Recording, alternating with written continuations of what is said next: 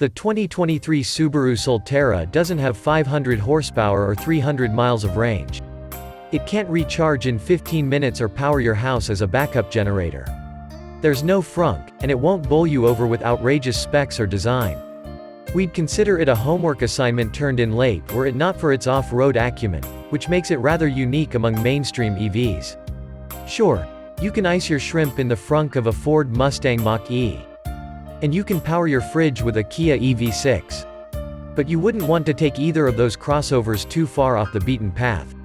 The Solterra, on the other hand, is like most Subarus. Game for some trail work. It's only a matter of time before we start seeing them treated to the official Crosstrek starter kit, donning a 2-inch suspension lift and a set of BF Goodrich Co. 2s.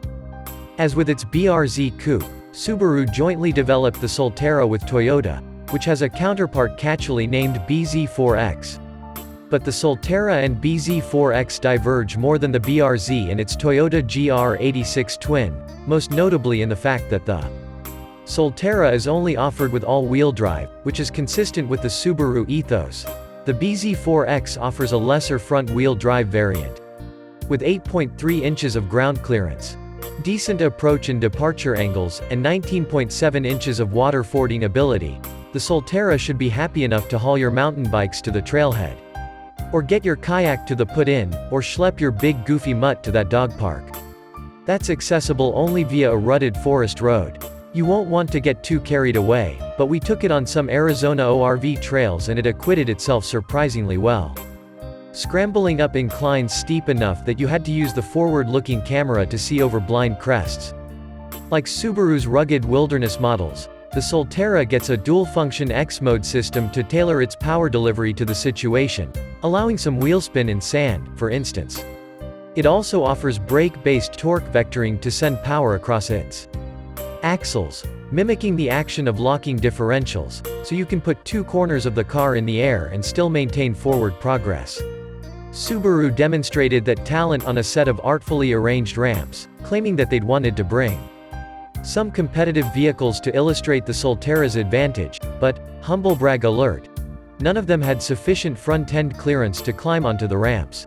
The Solterra's two motors generate a total of 218 horsepower and 249 pound-feet of torque, good for a claimed 60 mph time of 6.5 seconds. That's believable, since acceleration feels similar to that of an Outback XT, which hits 60 miles per hour in 6.3 seconds.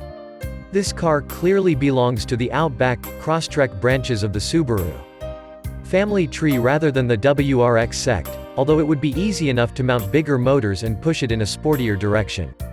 Despite the lack of outright muscle, the Solterra can route 60% of its torque to the rear end, making it feel playful at times. You can also turn the stability control system all the way off, opening possibilities for tail-out rally car antics on gravel or snow.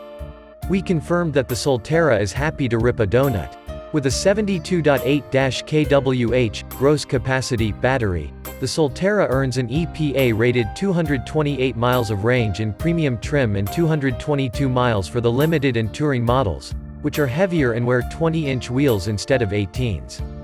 Charging isn't particularly quick, with an onboard 6.6 kW charger replenishing the battery in 9 hours on a level 2 charger and a 100 kW DC fast charging setup delivering an 80% charge in a claimed 56 minutes.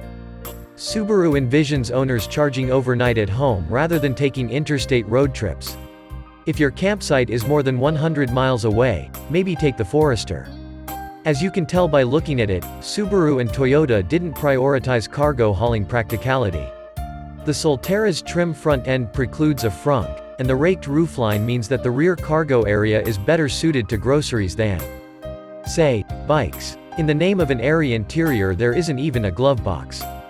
But the roof rack, static capacity is 700 pounds, is designed for all manner of accessories, including tents.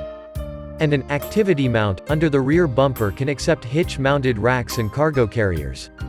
Its tow rating, however, is don't. We imagine Subaru has market research identifying the Solterra customer as a retired North Face executive who lives in Boulder, Colorado, and owns 1.7 kayaks. A decade from now, that 2023 Solterra will be bought by its fifth owner. A snowboard instructor named Xander. It's a very specific audience, which is why they're building only 6,500 Solterras for 2023. Subaru shouldn't have any problem selling this year's production, but whether they can subsequently ramp up the volume will depend a lot on the pricing, which has yet to be announced. At an estimated 40 grand or so, and eligible for a $7,500 tax credit, the Solterra makes a strong case for itself. At higher price points, it runs into competitors that have considerably more power and range, attributes that for most people are probably more important than nominal off-road ability. But the goal here isn't to dominate the EV market. This is Subaru testing the waters to see whether its crossover audience is ready to trade flat fours for flat floors. It's about selling electrification to that particular crowd. And maybe, just as much, to itself.